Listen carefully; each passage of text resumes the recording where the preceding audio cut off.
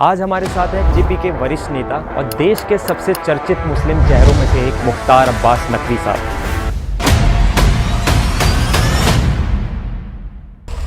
अस्सलाम वालेकुम। तो क्या मैं कह सकता हूँ वास्तव में मुस्लिम बीजेपी पे भरोसा करता है? 100% हिंदू भी भरोसा नहीं करता। बीजेपी मुसलमान को लेकर पोलराइजेशन करती है। मैंने कोई बाई चांस बीजेपी में नहीं हूँ, भाई बाई चॉइस हूँ। अभी राघव चड्ढा जी ने बीजेपी ज्वाइन कर ली है। तो सत्ता लुलुक सुल्तान है और ये सत्ता लुलुक जमात है, इनका आप भैया कुछ नहीं कर सकते। बीजेपी धर्म की राजनीति कर रहा है, ये जाति की राजनीति कर रहा है। ये मोदी मीडिया नहीं, ये पता नहीं कुछ एक वर्ड चला है, गोदी मीडिया है। जो मीडिया है तो स्ट्रॉन्ग पोजीशन होती है और उसको तो बिल्कुल जो है वो लब और लिबिल नहीं करनी चाहिए। अच्छा, एक ये अभी पिछले साल एक ऑर्डर पास हुआ है, एक हलाल सर्टिफिकेशन। देखो ऐसा है कि हलाल सर्टिफिकेशन के नाम पर जो हराम फर्जिफिकेशन चल रहा था उस पे तो कंट्रोल जरूरी था। भारतीय जनता पार्टी को मुस्लिम वोट नहीं चाहिए। ये वो लोग हैं जो रूम में टोपी और रोड पे तिलक। अपोजिशन का हर बार का ये कह सकते हैं रोना है कि ईवीएम मशीन हमें हरवा देती है। रण बहादुरी करने वाले लोग जब रणछोड़ बहादुरी करने में लग जाए तो समझ लीजिए कि इनको इस बात का एहसास हो चुका है कि जनता का जनादेश उनको नहीं मिला है।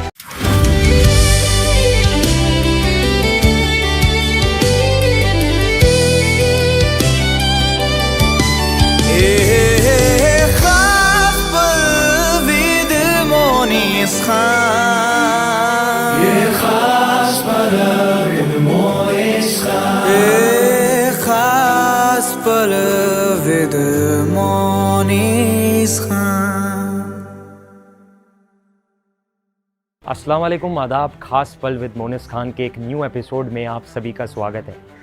आज हमारे साथ है बीजेपी के वरिष्ठ नेता और देश के सबसे चर्चित मुस्लिम चेहरों में से एक मुख्तार अब्बास नकवी साहब, जिन्होंने छात्र राजनीति से लेकर केंद्र सरकार में मंत्री होने के अपने उस सफ़र को तय किया। आज हम सिर्फ राजनीति की बात नहीं करेंगे, बल्कि उस नेता के पीछे छुपे इंसान को जानने की कोशिश करते हैं।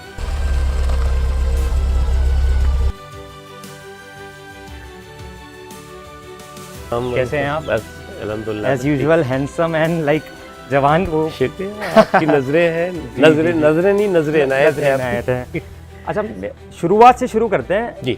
आपका बचपन कैसा था और मतलब आप कहाँ पले बड़े थे? जो इलाहाबाद था, आज प्रयागराज है, वहाँ पर जो है वो हमारी शुरुआती तौर से परवरिश भी हुई, एजुकेशन भी हुई और सियासत की उबड़ खाबड़ राहों में चलना भी वहीं से बचपन पूरा उधर ही बीता है, तालीम भी वहीं हासिल जी हाँ, शुरुआती दौर से वहीं रहा। उसके बाद फिर मैं बरेली भी रहा और भी जगहों पर जो है वो खाना बदोश की तरह घूमते रहे, टहलते रहे जी। तो बैकग्राउंड में आपके पॉलिटिकल पहले कुछ बैकग्राउंड था या फिर आप ही ने वो रास्ता खोला अपने लिए? राजनीतिक रूप से पारिवारिक बैकग्राउंड नहीं था जी, और कोई विरासत में सियासत नहीं मिली है, बल्कि जो है वो सरेराह चलते चलते मिली है।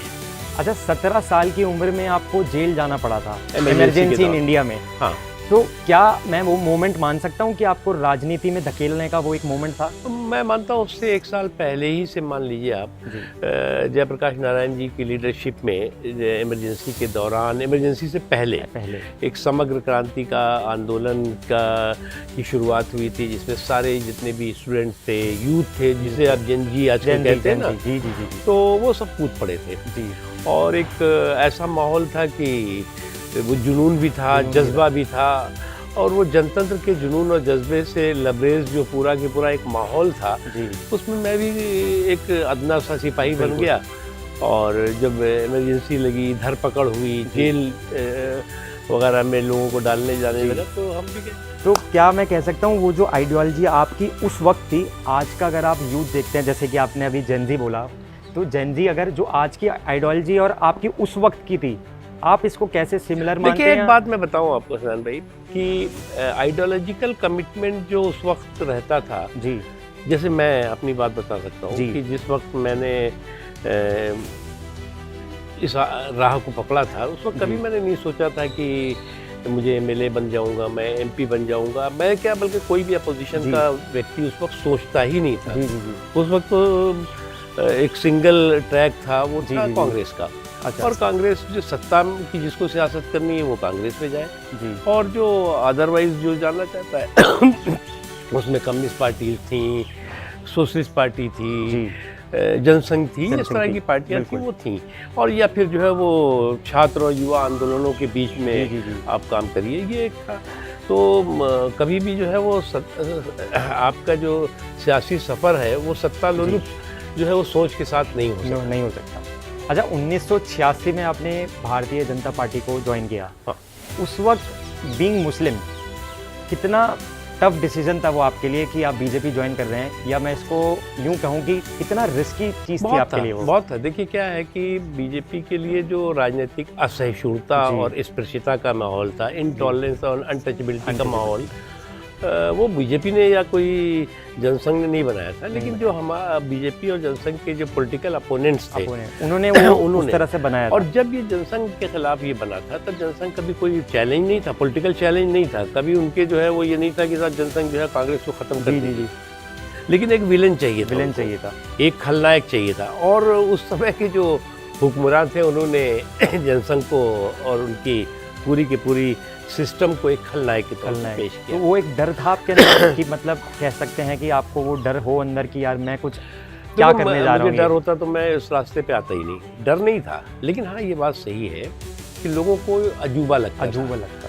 कहते थे कि उस ये वक्त का तो- वैसे माहौल देखिए, हम मुझे उतना नहीं उस वक्त के माहौल और आज के माहौल में कुछ ऐसा था कि आज ज़्यादा ये नेताओं ने, आपके अपोजिशन कह लें, कि उन्होंने इस तरह का ज़्यादा माहौल बना दिया है कि ये धर्म जाति वाला, उस वक्त ऐसा था? देखो, मैं मानता हूँ धर्म जाति का माहौल तो हो सकता है पहले भी रहा हो जी, और आज भी है। जी, आज विजिबल ज़्यादा है। आज जो है वो लोगों को जो है वो लोगों तक जो है वो सोशल मीडिया से लेकर के और सोशल तमाम मीडिया। तरह की जो जी, जी, जी। सुविधाएं हैं, डिजिटल जी, जी, सुविधाएं जी, हैं, उसका नतीजा है उसका कि आज जो है वो सभी लोगों तक पहुंच है कि कौन क्या कर रहा कौन है। क्या उस कर पर नज़र भी है और पैनी नज़र है पैनी लोगों की। नज़र है। अच्छा, कुछ मेरे तीखे सवाल होंगे, कुछ मीठे हाँ, सवाल होंगे, तो ज़रूर, एक ज़रूर। चाय हो जाए और आपका आइए, ऑफिस आइए। का मुआयना भी कर लें ज़रूर, कि किस ज़रूर। तरह से।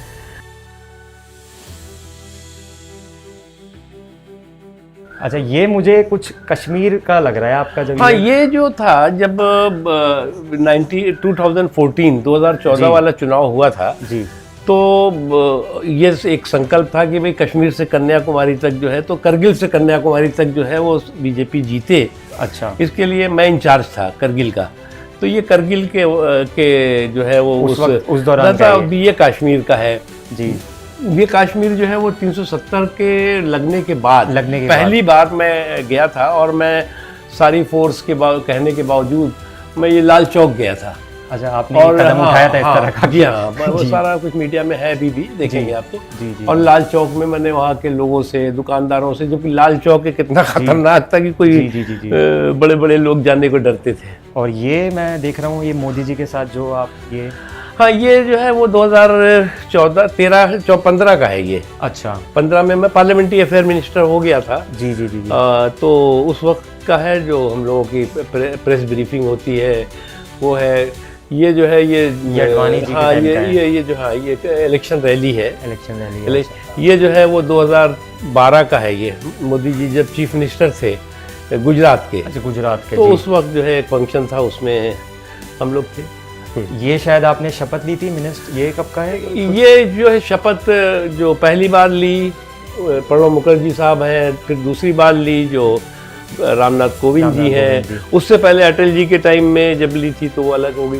ये मुझे बड़ी इंटरेस्टिंग दिख रही है कि एक साइड ये कुछ हमारे हाँ, ये देखिए क्या है दिख रहे हैं और ये कुछ एक ये जो इंक्लूसिव सोच होनी चाहिए समाज के अंदर, और वो प्रैक्टिकली मैं करता भी हूँ। होली के प्रोग्राम मैं करता हूँ, दिवाली ईद के प्रोग्राम मेरे यहाँ होते हैं, और सभी धर्म जाति, अब देखें आप, इसमें सिख भी हैं, मुस्लिम भी हैं, समान मानते हैं आप? हाँ, मुस्लिम भी हैं, हिंदू भी हैं, सभी लोग हैं, और सबसे बहुत हमारा प्यार और बहुत। ये शायद कुछ गुरुद्वारे, हाँ, ये गुरुद्वारे का है, वहाँ का हैदराबाद का है। अच्छा, हाँ। ये आप बाइक की सवारी कहाँ कर रहे हैं? गुजरात का? गुजरात का अपने अच्छा गुजरात का। ये शायद आई थिंक ये 2013 का होगा। जी, जी, 2013 का गुजरात का है ये यादें रहे हैं। जी, जी। ये इधर मुझे कुछ योगी जी, ये योगी जी साहब हैं। एक फंक्शन है, उस फंक्शन का इनॉग्रेशन के वक्त का था ये। जी, जी, जी। तो चलिए आइए।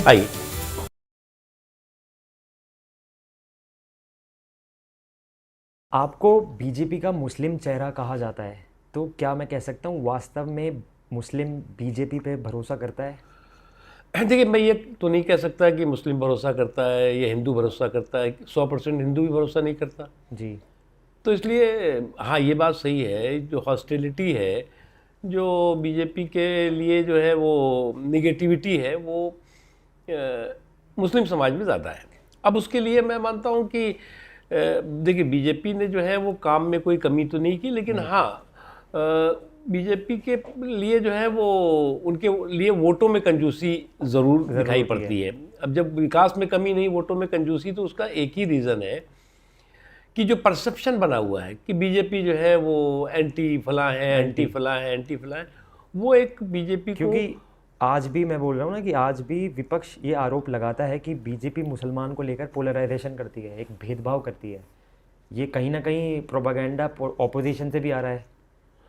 हाँ, देखिए, मैं मानता हूँ ये जो प्रोपेगेंडा है, वो प्रोपेगेंडा कोई आज से नहीं है, बहुत पुराना है। और जो मुसलमानों का पॉलिटिकल एक्सप्लाइटेशन है, राजनीतिक शोषण है, वो बहुत सालों से हुआ है। मतलब सालों नहीं कह सकता, दशकों से हुआ है।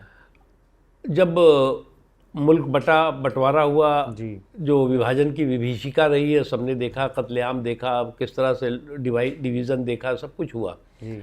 उसके बाद जो मुसलमान थे वो हिंदुस्तान में रहना चाहते थे, हिंदुस्तान में रहे, जो पाकिस्तान में चले गए। मुझे लगता है कि जो पार्टीशन का हैंगओवर था जी, वो ख़त्म हो गया।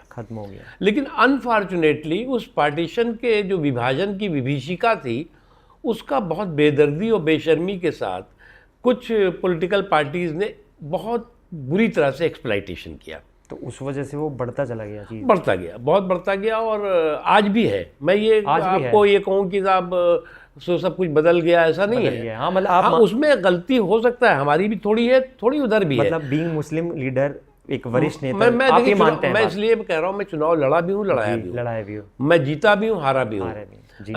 तो इसलिए जो है वो जो भी हालात रहे हैं, क्योंकि एक्चुअली एक चीज़, एक हाथ से ताली नहीं बजती जी। मुसलमानों में बीजेपी को लेके एक हेट्रेड, हल्की हेट्रेड भी कह सकते हैं, गलतफहमी भी कह सकते हैं। और कहीं ना कहीं जो है वो उनको लगता है कि साहब ये पार्टी हमारे लिए नहीं है। क्योंकि जब मैं हूँ, मैंने कोई बाई चांस बीजेपी में नहीं हूँ, मैं बाई चॉइस हूँ। बाई चॉइस हो आप। तो बाई चांस और बाई चॉइस में फ़र्क है। तो जिस दिन जो लोग बाई चॉइस उस पार्टी के साथ जुड़ेंगे, वो पार्टी वो मजबूती से रहेंगे। जो बाई चांस ऐसा सरे राह चलते चलते, आजकल तो पॉलिटिकल पर्यटकों की एक बहुत लंबी श्रृंखला है। इस पार्टी में रहे, इस पार्टी में गए। मैंने अभी कल एक ट्वीट किया है, मैंने विमान बोस जी, जो वहाँ के कम्युनिस्ट पार्टी के वो हैं, लीडर हैं पश्चिम बंगाल के, वहाँ कम्युनिस्ट पार्टी ख़त्म हो गई है। लेकिन उनका जो जुनून और जनतंत्र का जुनून और जज्बा है, मैंने जब देखा, पैदल चले जा रहे हैं, 85 ईयर प्लस के हैं वो। तो ये जो आपका एक आइडियोलॉजिकल कमिटमेंट होता है, वो आइडियोलॉजिकल कमिटमेंट, आपकी पार्टी मजबूत है, कमज़ोर है, पार्टी ख़त्म हो रही है या बन रही है, पार्टी में सत्ता में है या विपक्ष में है, वो कोई। लेकिन एक चीज़ आज भी है कि मतलब ये बोल सकता हूँ मैं, जो मैं देख रहा हूँ पूरा, कि मुसलमान को आज भी बीजेपी टिकट नहीं देती है। देखिए, मैं लड़ा हूँ, मैं तो 5-5, 6 चुनाव लड़ा हूँ, जीता भी हूँ, लोकसभा मुस्लिम बहुल क्षेत्र से जीता हूँ, वो तो खैर है। लेकिन ये है कि अब इतनी कह सकता हूँ, जितना आटा उतनी रोटी। हाँ। अब दिक्कत यह है कि मुसलमान कौन से बीजेपी को वोट देते हैं, जो टिकट देने की बात हो। लेकिन इतना मैं कहता हूँ कि उन्हें भी जो है वो सियासत की मुख्य धारा में शामिल होने का हक है जी। और उनको आप राजनीति की मुख्य धारा से आइसोलेट नहीं कर सकते। खुद मोदी जी भी ये कहते हैं कि हम उन्हें अलग थलग नहीं कर सकते। नहीं, मैं मोदी जी हो गए, जितने भी बड़े लीडर हैं, वो कभी भी कुछ गलत या किसी कम्युनिटी के पार्शियलिटी कहीं नहीं होती है। लेकिन ये कुछ चुनिंदा लोग हैं, वो थोड़े इस तरह से बातें कर जाते हैं, तो एक सेंटिमेंट हर्ट हो जाते हैं किसी भी एक, कह सकते हैं। देखिए मोनिस भाई, मैं एक बात बताऊँ आपको, मैं इस जो है वो मिजाज कहूँ कि आप जो है वो किसी से जय श्री राम करवाना है, किसी को जो है वो अल्लाह अकबर कहलाना है, कुछ भी, तो आप गला दबा के जय श्री राम नहीं करवा सकते। गला जो है मिला करके जो है वो गले लगा करके जय श्री राम हो सकता है।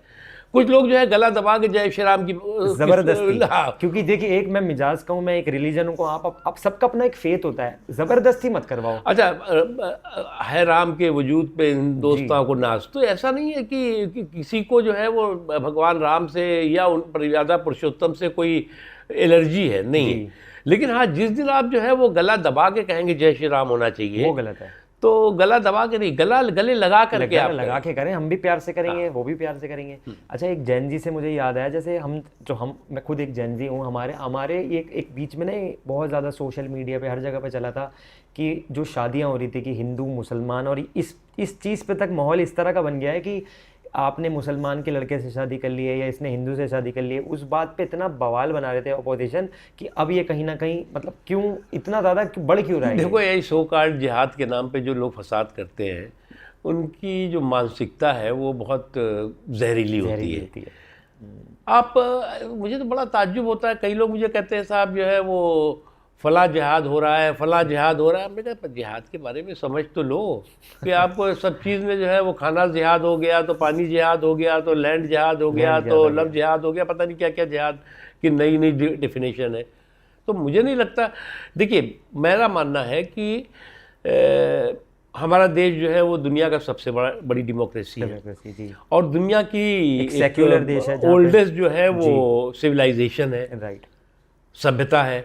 और हमारी सभ्यता और हमारा इतिहास इस बात का गवाह है कि हिंदुस्तान ने कोई भी धर्म हो, कोई भी मजहब हो, कोई भी, हमारा देश अकेला होगा जिसमें दुनिया के रहने वाले हर 10 मुसलमान में एक मुसलमान भारत में रहता है, और उसके सारे अधिकार भी सुरक्षित हैं जी। मुसलमानों ने कोई जो है वो भारत को जो है मजबूरी में नहीं रह रहा है, हमारे एक मुसलमान आज सुरक्षित फील करता है इंडिया में रह के, किसी को भी कोई ऐसा डर नहीं। राइट, बिल्कुल। देखिए क्या है, जो कुछ सोशल मीडिया वगैरह में चलता रहता है ना कि ये चलाते ऐसे माहौल ऐसा बन जाता है कि शायद मुस्लिम सेफ फील नहीं कर रहा है हिंदुस्तान में। ये देखिए, ये जो लिंचिंग की लंपट लाबी है, इस लिंचिंग की लंपट लाबी को आप किसी मजहब से मत जोड़िए, they are purely criminals, right. और इस तरह के क्रिमिनल्स का जो मकसद होता है वो समाज के सौहार्द के ताने बाने को तार तार करना होता है जी। आपके लिए जो है वो सावधानी हटी, दुर्घटना घटी। अच्छा, ये पश्चिम बंगाल की अभी बात हो रही थी, तो एग्जिट पोल तो ये दिखा रहा है कि क्लीन स्वीप जा रहा है, कुछ 146 160 दिखा रहा है, किसी एक चैनल पे देख रहा था। तो ऐसा कुछ फेर बदलाव बड़ा या भी थोड़ा जल्दी है? चुनाव तो हो गया, हाँ हो गया, लोगों ने अपने मताधिकार को ईवीएम के बक्सों में कैद कर लिया है जी। अब कुछ लोगों का ये है कि रिजल्ट से पहले रोना और जो है वो धाराशाही होने से पहले धोना, तो रोना धोने का भी अभी एक क्रम चलेगा, वो तो है। लेकिन मैं मानता हूँ जो जनादेश है आपके हक में आया है, अभी तो आज अभी कहना थोड़ा जल्दी होगा, जल्दबाजी होगा, लेकिन मैं मानता हूँ कि अच्छा हुआ है। जो चेंज होगा और वो चेंज जो है वो बेटरमेंट के लिए होगा, बदलाव बेहतरी के लिए होगा जी। अच्छा, ये बड़ा एक पॉलिटिकल चेंज यहाँ भी आया है कि अभी राघव चड्ढा जी ने बीजेपी ज्वाइन कर ली है। सोशल मीडिया पे एक दिन में किसी नेता के मैंने 21 लाख फॉलोअर कम होते हुए नहीं देखे।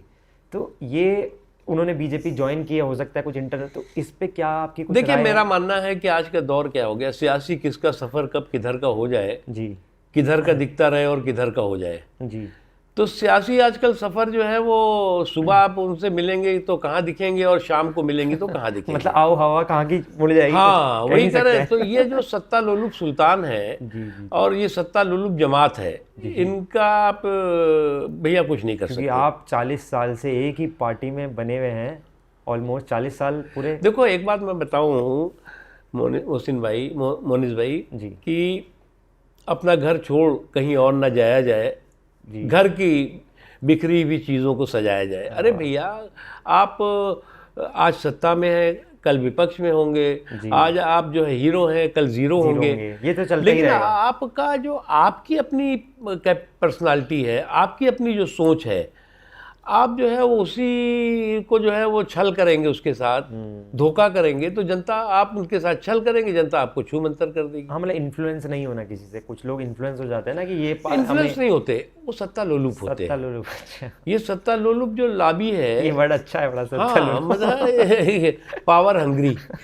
तो ये जो सत्ता लोलुप लॉबी है, ये वक्त देखती रहती है, कहती है साहब यहाँ पे जब थे तो जब उरूज था तो इनके साथ थे, अब जो है वो उगते हुए सूरज के साथ थे, अब जब डूब रहा है तो हम जो है वो उधर जा रहे हैं। तो ऐसे जो सनक वाले लोग हैं, इनका कुछ पता नहीं है, पता नहीं रहता, फिर बाद में पता का नहीं चलता उनका बाद क्योंकि इन्हीं के मैं भाषण देख रहा हूँ 2 साल पहले, ये कह रहे हैं कि ये बुजुर्गों की पार्टी बन गई है, तो आप वहीं पे चले गए, तो या तो इतना गलत किसी पार्टी। मैं एक बात बताऊं आपको, क्या है कि ये जो आम पार्टी, आदमी पार्टी, जो भी है आम अमरूद पार्टी जो भी है, तो ये जो है जब आई थी तो बदलाव के लिए आई थी जी। अब बदलाव तो देश में तो नहीं हो पाया, बल्कि खुद उनके यहाँ बदलाव हो गया। कितने नेता इनके जा रहे हैं, साथ नेता तो यही लेके चले गए। अब लोग तो पहले डिफेक्शन होता था, अब तो डिवीजन हो गया इनकी पार्टी में। तो इसलिए वो तो बचा ले है मौला राम,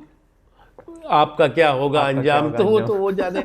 लेकिन मैं मानता हूँ कि ये जो है वो आया राम गया राम का कोई सिलसिला आज का तो है नहीं, पुराना है। अच्छा, 2027 के चुनाव को लेके आपकी पार्टी भी और आप भी काफ़ी, मैंने टाइम्स ऑफ इंडिया कहीं तो आपने दिया है कि काफ़ी आपको कॉन्फिडेंस है, तो क्या आपको लगता है कि विपक्ष कुछ ज़्यादा ही कमज़ोर है 27 मैंने कि यूपी का? जी जी जी। देखिए, मैं एक बात मानता हूँ कि हाल ही में आपने बयान में बोला है, यूपी में जो 27 का चुनावी चौपाल है उस पे भी जो है वो जो विपक्ष है, विशेष तौर से समाजवादी पार्टी, वो चारों खाने चित होगी।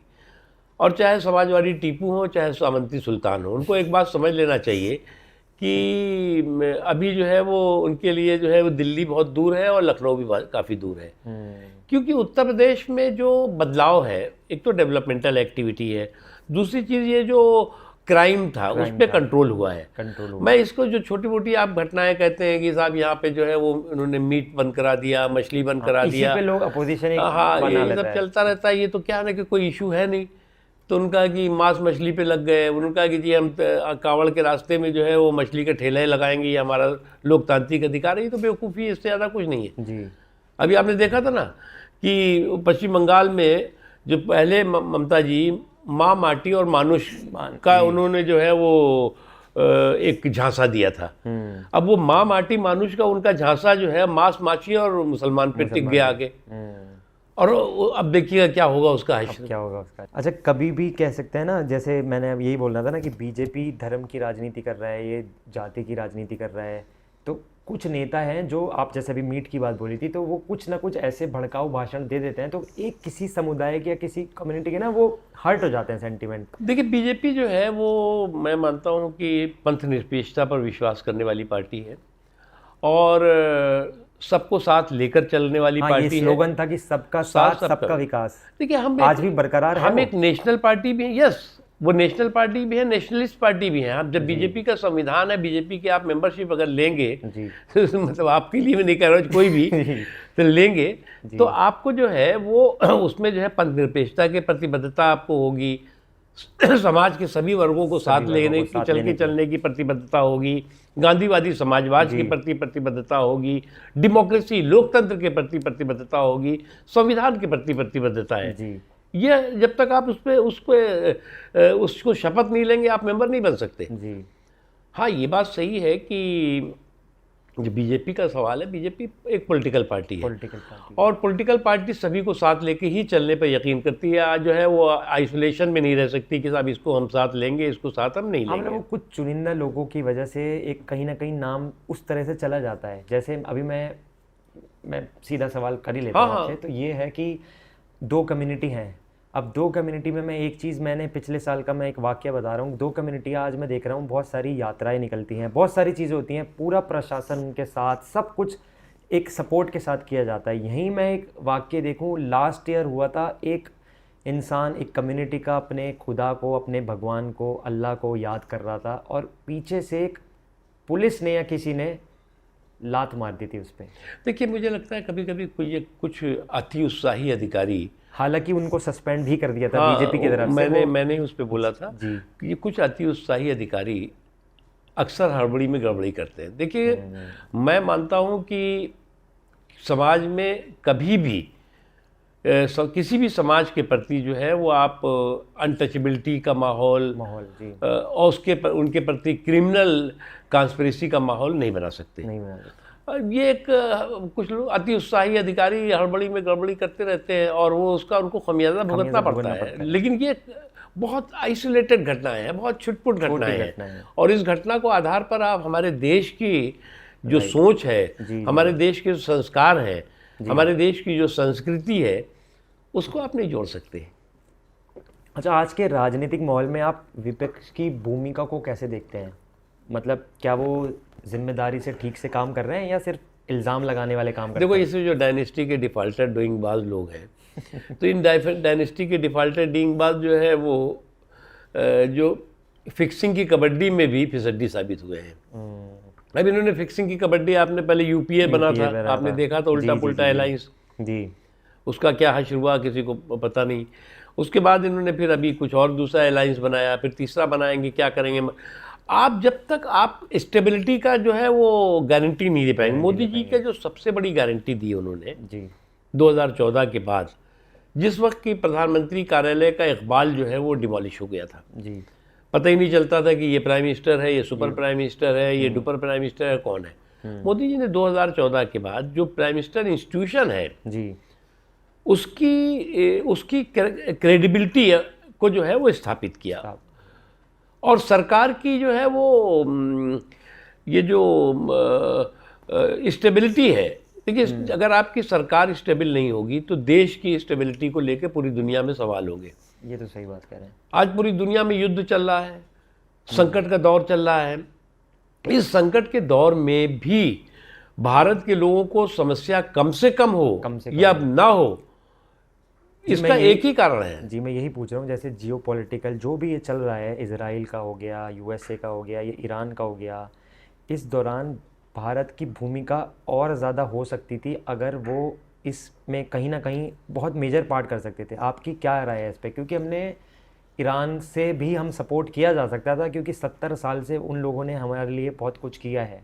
हम अब मोदी जी ने एक, जैसे मैं याद करूँ, एक आज नहीं, वो पुरानी रील चल रही है, पुरानी क्लिप चल रही है कि इज़राइल इज़ माय फादरलैंड, तो इसको बहुत ज़्यादा ट्रोल किया जा रहा है अपोजिशन के द्वारा। देखिए, मैं मानता हूँ एक चीज़ समझिए, किसी भी देश की जो संप्रभुता है, सुरक्षा है, वो उस देश की आत्मा होती है। सॉवरेनिटी और सिक्योरिटी जो है उस देश की आत्मा होती है, और अगर उस देश की आत्मा पर कोई भी प्रहार हो तो भारत उसके खिलाफ है। भारत जो है वो हमेशा चाहता है कि संकट के सागर से अमन का अमृत निकले। बिल्कुल, कभी भी इसके पक्ष में नहीं रहा है। और जिस घटना की आप बात कर रहे हैं, मोदी जी इसराइल की जो पार्लियामेंट में गए थे, उन्होंने वहाँ भी वहाँ किया था, जंग के खिलाफ बोला था जी, कि वो जंग के पक्ष में नहीं है।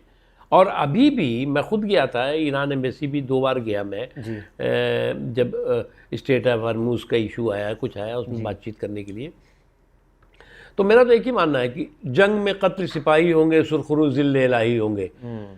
तो ये जो एक युद्ध का मुगाम्बो है, वो मुगाम्बो जो है वो तब खुश होता है जब बेगुनाहों की लाशें देखता है।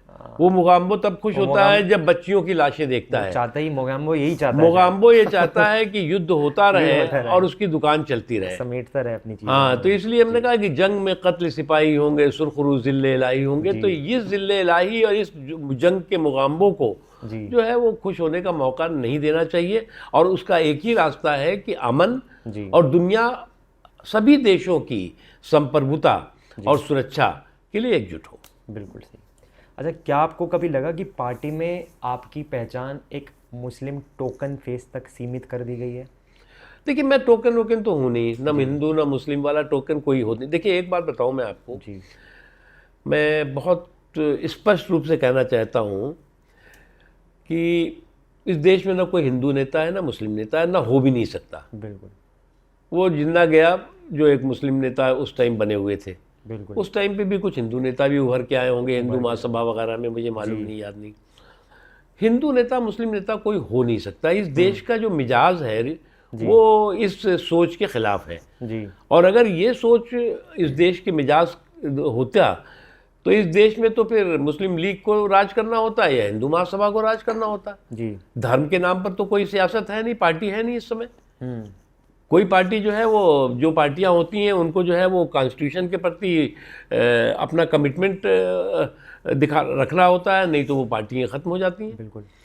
तो इसलिए मैं मानता हूँ कि जो भी हैं हम लोग, हमारा जहाँ तक सवाल है, मैं तो एक हाँ, आप तो समावेशी secular- सोच का व्यक्ति बिल्कुल, हूँ। कोई सेकुलर सोच के साथ साथ समावेशी सोच, जी इस सबको जो है वो साथ लेके चलने की ज़रूरत है। जी और जो लोग जो है वो सोचते हैं कि आप देखो, आप ये बताओ कितने लोगों को आप याद रखते हो जो कि उद्दंडता करते हैं, अराजकता करते हैं, मारपीट करते हैं, कत्लेआम करते हैं, जो है वो समाज के अंदर बिखराव टकराव पैदा करते हैं। वो कितने लोग जो है वो आज समाज के अंदर जो है उनकी पहचान रह गई है।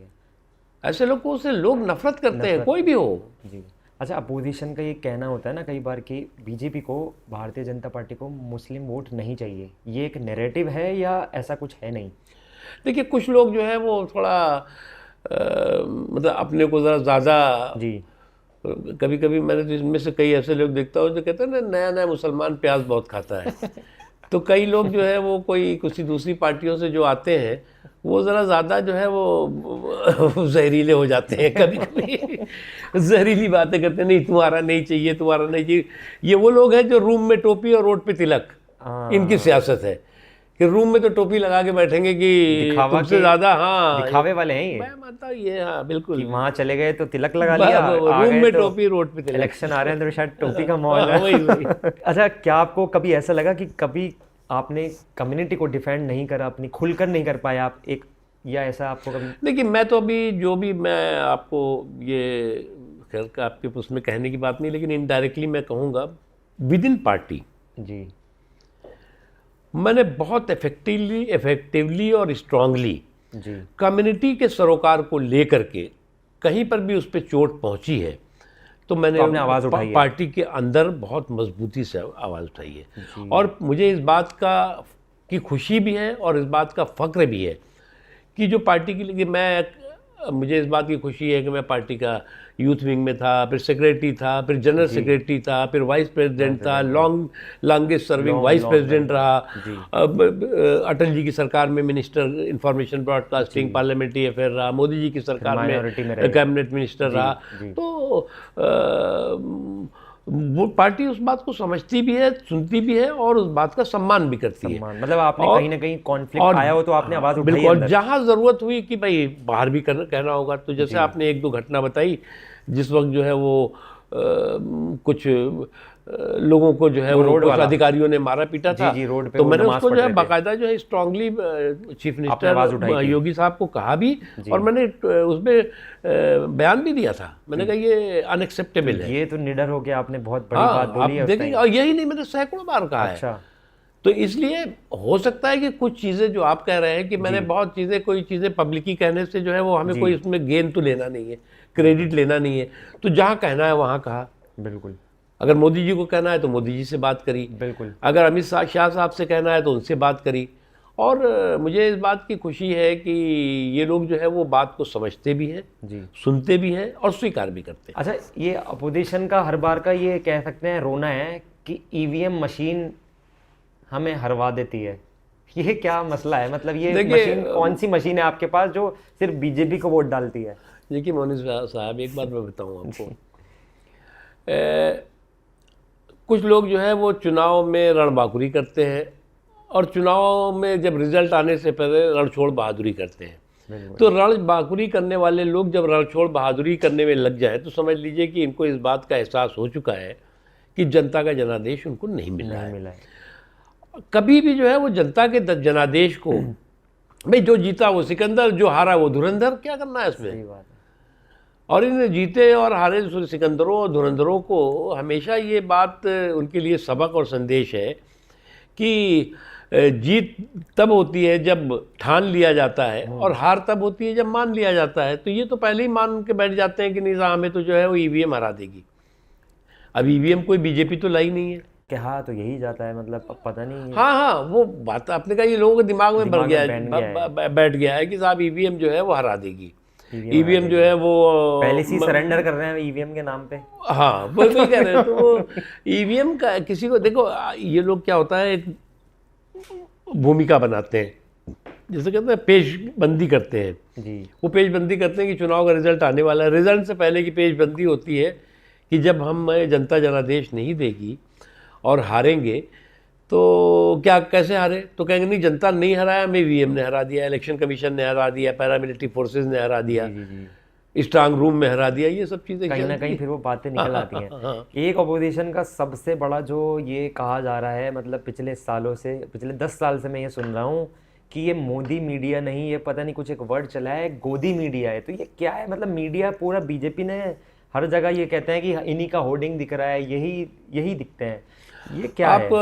को तो नहीं होगा, अगर आप देखेंगे तो एक दौर वो था जो दूरदर्शन का दौर था जी और आकाशवाणी का दौर था, बिल्कुल। जिसके हम लोग कभी कहते थे कि ये तो इंदिरा दर्शन है। आकाशवाणी में इंदिरावाणी सुनाई पड़ती थी, यही वो 24 घंटे उन्हीं हमने की। सुना है अपनी मम्मी से कि आपने वो सुना होगा। बिल्कुल समझ गया मैं। आज जो है वो एक तो मेन स्ट्रीम मीडिया है और एक जो है वो आप लोगों का मीडिया है। बिल्कुल तो मैं मानता हूँ कि ये जो मीडिया की ताकत है, जी ये ताकत जो है वो उसको कोई कंट्रोल नहीं कर सकता। और इसी का नतीजा है कि जो मीडिया थोड़ा मान लीजिए कि दूरदर्शन वाली लाइन पे जाता है तो उसको आप लोग गोदी मीडिया, आपका मतलब हाँ, मैं तो ये पब्लिक के गोदी उससे मीडिया पूछ रहा हूँ, ये कहने सवाल लगता है। आता है। तो मैं मानता हूँ कि कोई गोदी उदी नहीं होता, और अगर गोदी हो जाएगा तो वो फिर उसकी ठीक है, वो कितना भी कहता रहे कि साहब हमारी ये व्यूअरशिप है, हमारी ये हाँ, मतलब टीआरपी है, लेकिन कहा जाता है कि चैनल बिक चुके हैं, सब इन्हीं के पक्ष में बोला जा रहा है, कहीं कुछ क्राइम हो रहा है वो दिखाया नहीं जा रहा है। तो मुझे ये पूछना था आपसे। हाँ ये देखिए, मैं मानता हूँ एक चीज़ आपको समझना होगा, ये जो जिसे कहते हैं कि मेन स्ट्रीम मीडिया ही कहते होंगे आप जी, लोग, जी, जो जी, भी जी। कहते हैं, उसके अलावा आप लोगों का तो अल्टरनेटिव मीडिया एक अलग है।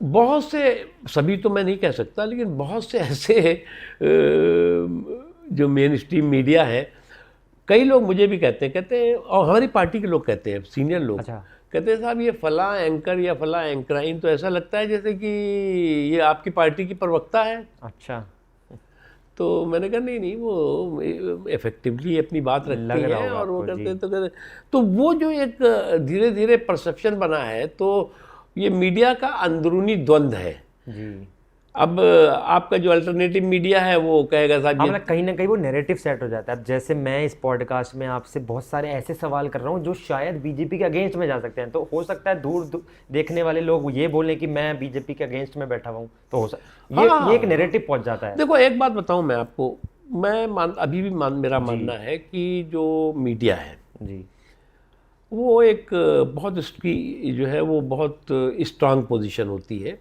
और उसको तो बिल्कुल जो है वो लब लब और लिबिर लिबिर नहीं करनी चाहिए। बिल्कुल जो सामने है उससे आप सीधी बात करिए, बात उसको जो अच्छा लगे उसे अपना लो, जो बुरा लगे उसे जाने दो। बिल्कुल। तो मैं तो कभी नहीं कहता कि ये करो, ये सवाल करो, ये सवाल मत करो। हाँ, मतलब जो सवाल है वो उसका जवाब आपको देना है, दीजिए। नहीं जो जवाब आप नहीं देना है तो भैया ठीक है, नमस्ते सलाम कर लीजिए। सही कह रहे हैं। तो लोग, इसका क्या है, लोग जो है, ये आज की बात नहीं है, लोगों का एक मिजाज क्या होता है, बिल्कुल मिजाज ये होता है कि आप जो भी गवर्नमेंट ऑफ द डे है जी उसको आप क्रिटिसाइज करिए, उसके बारे में आप जो है वो ज़्यादा उसका खोरिया करिए, कहते हैं जो हिंदी में, तो वो उसको लोग पसंद करने लगते हैं। ये आज की बात नहीं है, अच्छा, पहले से चला पहले आ था। रहा है। जब अच्छा। इंदिरा गांधी जी के खिलाफ जो है इंडियन एक्सप्रेस खड़ा हुआ था अकेला, और सारे अखबार जो है वो गोदी थे उस समय, तो वो जो है वो सब लोगों ने इंडियन एक्सप्रेस ये कह की। सकते हैं, ये जो चेंज जो आया है ना, कि सोशल मीडिया एक ऐसा मीडियम है जो आज भी हम बैठे हैं, इस मीडिया ने पूरी चीज़ें ना, पहले प्रिंट होता था, ये सब चीज़ें ना, आप हर एक इंसान, आप छोटे शहर में जाएं, गांव में जाएं, मोबाइल लेके ना ये स्क्रॉल चलता रहता है, रील। तो यहाँ गोदी मीडिया, मोदी मीडिया, मैं ये आपको सारी एक बात चीज़ें, बताऊं, बस ये मैं यहाँ से गलत जा रहा पिछला है। जो चुनाव हुआ था, अभी भी मैं केरला गया, तमिलनाडु गया था, बंगाल भी गया था।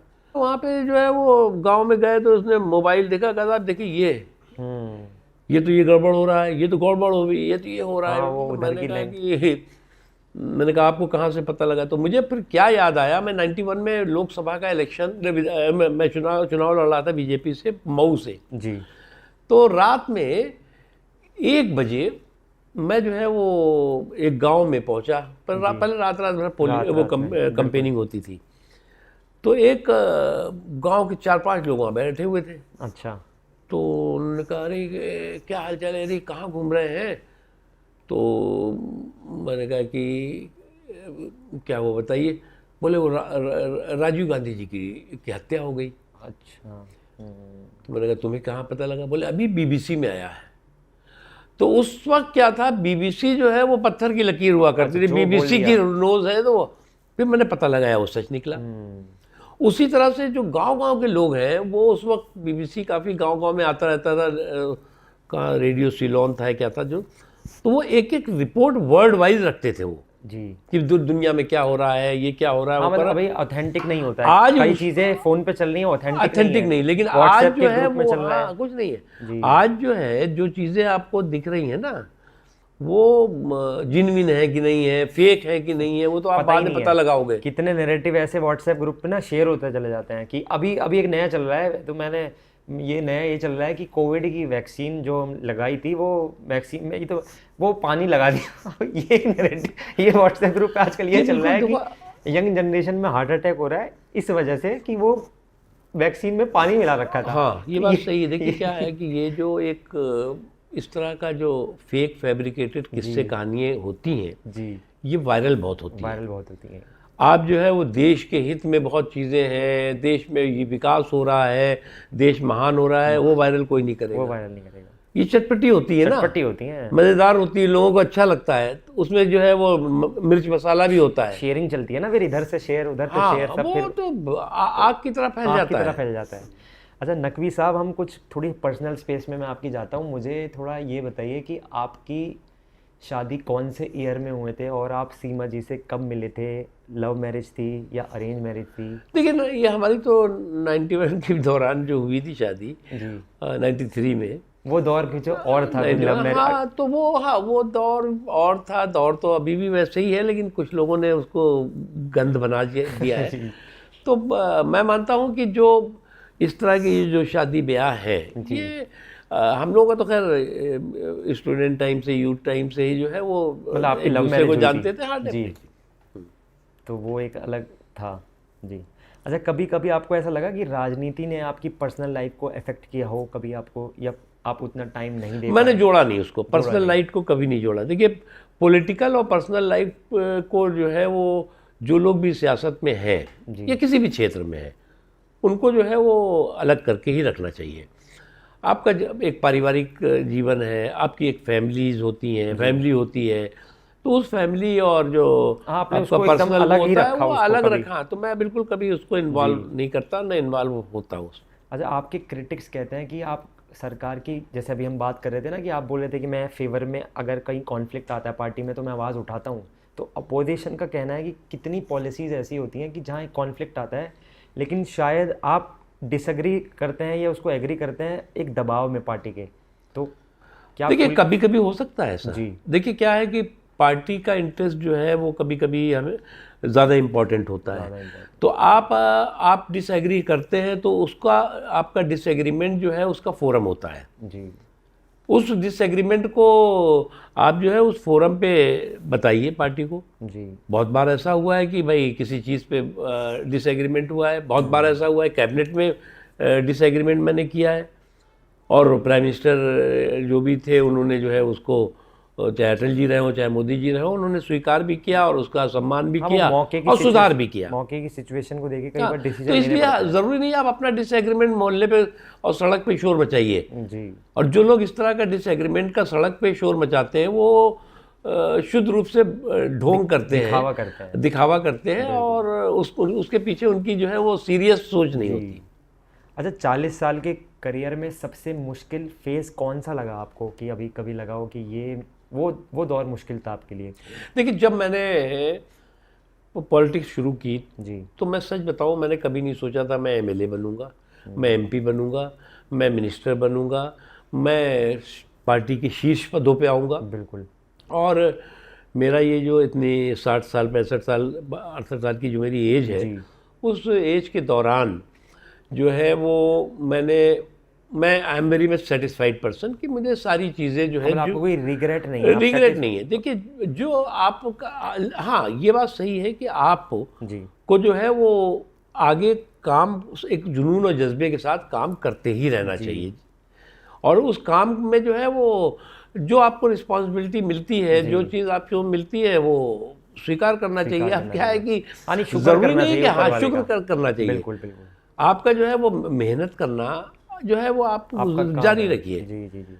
क्योंकि जिंदगी में जो है वो आप सीखते रहेंगे हमेशा। सीखते रहेंगे। कोई कहे कि मैं तो बहुत सीखा हुआ हूँ, मैं तो बहुत मतलब अपने आप को एकदम पढ़ा बता लिखा देंगे। हूँ, पढ़ा लिखा हूँ, कुछ नहीं है। एक लर्निंग कर्व होनी चाहिए। हमेशा होती है। राइट, आप राइट। कितनी उम्र हो, कितना आपका एक्सपीरियंस हो, हर दिन, आज तो हम हर दिन सीखते हैं। बिल्कुल। अभी मैं देख रहा था बंगाल के इलेक्शन में, वो एक एमपी है, मैं जानता भी उसको, शानी घोष करके। अच्छा। अब उसने जो जिस तरह से स्पीचेस दी, जी। वो ट्रेडिशनल तरीके से बिल्कुल अलग थी, अलग और वो सोशल मीडिया पे वायरल है उसकी। उसने उसको गाने के साथ जोड़ा, उसने उसको जो है वो हनुमान चालीसे के साथ जोड़ा, उसने जो है वो कुरान शरीफ की आयतों के साथ जोड़ दिया, उसने गुरुवाणी के साथ जोड़ा, ये सारी चीज़ें करी उन्होंने। और उसके बाद जो है उसको बहुत ही हल्के फुल्के ढंग में उसने बहुत मैसेज दिया। तो बिल्कुल। अभी वक्त बदला है, वक्त बदला है। अब बहुत भारी भरकम जो है वो, जैसा आप अभी कह रहे थे ना, लोग जी, सुनना नहीं पसंद लोग करते। सुनना नहीं पसंद करते। अभी तो जो है अभी वो बहुत ज़्यादा वही है ना, रॉ हो गया है, रियल हो गया है। वो सब नहीं है कि एक स्क्रिप्ट मिलती थी वही बोलेंगे, तो आजकल लोग वो सब सुनना भी नहीं पसंद करते। अब स्क्रिप्ट का टाइम गया जी। अब वो तो सब जो गया। आपने स्पॉन्टेनियस जो आपकी बात कर आएगी, दिया जी। अब आप इतनी देर मुझसे बात कर रहे हैं, तो मैं कोई स्क्रिप्ट पढ़ता तो नहीं, फिर हाँ। आपको न हो समझ में आता, ना मुझे समझ में आता। बिल्कुल। तो ये जो स्पॉन्टेनियस डिस्कशन होता है और बातचीत होती है, ये लोगों तक पहुंचती है, लोगों तक को छूती है। जी। अच्छा, जब आप अल्पसंख्यक के मिनिस्टर मंत्री रहे थे, तो सबसे बड़ी अचीवमेंट क्या थी आपकी? देखिए, मैंने 3E एक उस वक्त जो है वो कंसेप्ट था जी। एजुकेशन, एम्पावरमेंट और एम्प्लॉयमेंट। जी। ये 3E जो था, उसमें एजुकेट हो माइनॉरिटी कम्युनिटी के लोग, एम्पावरमेंट उनका हो, सोशो इकोनॉमिक एजुकेशनल एम्पावरमेंट है, और एम्प्लॉयमेंट वगैरह हो। तो इस दृष्टि से मैंने किया, उसमें मेरा एक, जिसमें मुझे वो खुद सेटिस्फेक्शन हुआ कि मैंने एक हुनर हाट शुरू किया। अब क्या आपको लगता है उस दौरान माइनॉरिटी की स्कीम्स का सही से इम्प्लीमेंट हुआ है? देखिए, हमारा कोशिश थी कि हो, और हुआ भी है। देखिए, सरकार की योजनाएं जो है वो ज़मीन पे उतर जाए तो उस योजना पर एहसान होता है। सीधी बात ही है। प्रयास करते रहिए, अगर हो गई टाइम के तहत तो मतलब बिल्कुल सही कह रहे हैं। ब्यूरोक्रेसी भी होती है, बिल्कुल बीच के बहुत सारी चीज़ें होती हैं। तो अच्छा, एक ये अभी पिछले साल एक ऑर्डर पास हुआ है एक हलाल सर्टिफिकेशन के ऊपर, एक यूपी में खास तौर से ये देखा गया है कि वो कहीं ना कहीं एक तरह से मैं देख रहा हूँ कि जैसे सपोज़ मुझे खाने जाना है तो मैं देख लेता था वहाँ कि ये हलाल है, ये मुझे खाना चाहिए कि नहीं खाना चाहिए, बीइंग मुस्लिम मैं बात कर रहा हूँ इसमें। तो ये सही मानते हैं आप इसको? देखो, ऐसा है कि हलाल सर्टिफिकेशन के नाम पर जो हराम फर्जिफिकेशन चल रहा था जी, उस पे तो कंट्रोल ज़रूरी था, उस पे रोक लगाया है। क्योंकि हलाल सर्टिफिकेशन पर जो हराम फर्जिफिकेशन चल रहा था, आपने जो है वो एक दुकान खोली, कल ले जाओ सर्टिफिकेट, हम हलाल सर्टिफिकेट तुम्हें दे रहे हैं, तो वो उस फर्जिफिकेशन पर जो है वो रोक लगी है। वो रोक लगी। इसके अलावा जिसको हलाल खाना है वो हलाल खाएगा, जिसको और खाना है और खाएगा।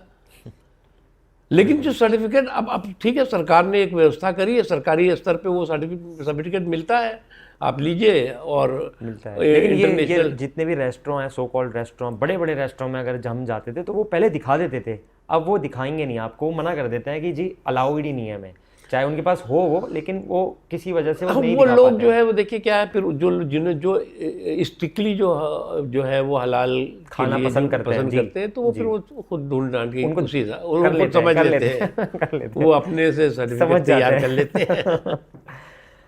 अच्छा, आज के समय में जैसे अभी हम बात कर रहे थे कि ये सबका साथ सबका विकास, ये कितना मतलब चल रहा है, इस पे काम, ये कहीं ना कहीं खो गई है, ये आइडियोलॉजी है, आप मानते हैं या ये चल रहा है? देखो, ये आइडियोलॉजी नहीं है जी। सबका साथ सबका विकास, सबका विश्वास और सबका प्रयास। सबसे पहले वोट इसी उस पे लिए गए थे। हाँ जी। नहीं, वोट तो डेवलपमेंट पे लिए गए थे, लेकिन उसमें ये भी था, और ये जो है वो कोई अटेंडम यहाँ पर 2014 में आकर के मोदी जी ने नहीं किया था। जी, पहले जब ये गुजरात में चीफ मिनिस्टर थे तो उन्होंने इस सबका साथ सबका विकास के साथ काम किया। उसके बाद जो है जब यहाँ आए तो सबका साथ सबका विकास, और उसके बाद सबका विश्वास और सबका प्रयास, दिल भी जीता। हाँ जी, तो वो है। लेकिन उससे मैं ये नहीं मानता कि इससे कोई बहुत हमने इसको वोट के साथ, ये जो विकास का मसौदा है वोट का सौदा नहीं है जी। जिन्होंने विकास के मसौदे को वोट के सौदे के साथ जोड़ा, उन्होंने बहुत नाइंसाफ़ी की है। इसके अलावा आप देखिए, वोट तो मैं नहीं मानता कि समाज का हर वर्ग जो है एक ही पार्टी को वोट देता है, क्योंकि मल्टी पार्टी सिस्टम है। लेकिन पहले की जो लहर चली थी वो तो सिर्फ फिर तो एक पे ही बटन दबा था, जो जब पहले वो लहर चली थी बीजेपी की, तब तो मतलब बहुत ही एक, देखिए उसमें भी मैं तो उस वक्त भी 2014 में भी इलेक्शन इंचार्ज था लोकसभा का।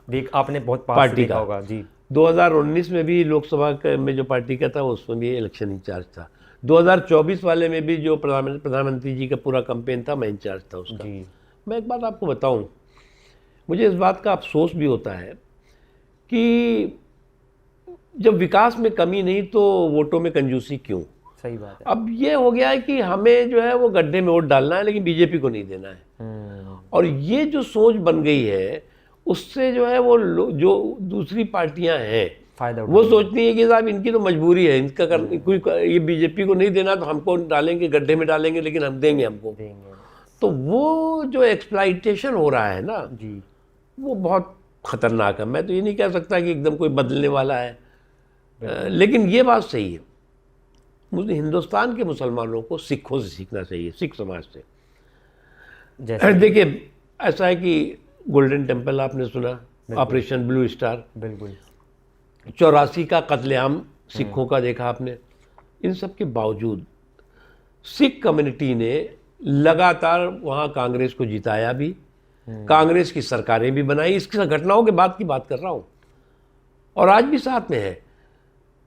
बीजेपी ने तो ये सब किया ही नहीं, तब भी जो है वो आप बीजेपी से दूरी बना रहे हो। तो बीजेपी के प्रति जो राजनीतिक असहिष्णुता है, स्पर्शिता है, अनटचेबिलिटी है और इंटॉलरेंस है, उस रिवाज और मिजाज से बाहर आना हो। हाँ, क्योंकि कहीं ना कहीं मैं देख रहा हूँ ना, मुसलमान तो ये भी करता है इलेक्शन में, वो अपना एक पर्टिकुलर इंडिविजुअल ना बंदा देख लेता है कि मैं इसको वोट करूँगा। कई बार होता है उसी वजह से वो वोट डाल देते हैं, वो पूरा उसका बैकग्राउंड, पार्टी को नहीं वोट कर रहे हैं उस चक्कर में वोट कर देते हैं, बहती गंगा में हाथ धो देते हैं। मतलब हाँ, ये जो कई बार गलती उनकी तरफ से भी होती है। कई ऐसे होते हैं ना, कहीं हुमायूं निकल आएगा तो कहीं कोई और निकल आएगा, तो कोई बाबर निकल आएगा। कुछ पार्टी वोट कटवाने का काम करती है, मैंने सुना है। अब मैं जैसे ओवैसी साहब हैं, बहुत बड़ा नाम है तो वो कहीं होता है ना कि उनका काम वो, अब आपकी पार्टी के कितने लोग अपोजिशन वाले ये बहुत लोग बोलते हैं कि वो आते हैं टिकट लेते हैं वो, लेकिन सिर्फ खराब इलेक्शन खराब करने के लिए उनको टिकट दिया जाता है। अब देखिए क्या है कि मैं उस पर तो कुछ नहीं कहूँगा, लेकिन ये बात मैं ज़रूर कहना चाहता हूँ, वो वैसे साहब ठीक है,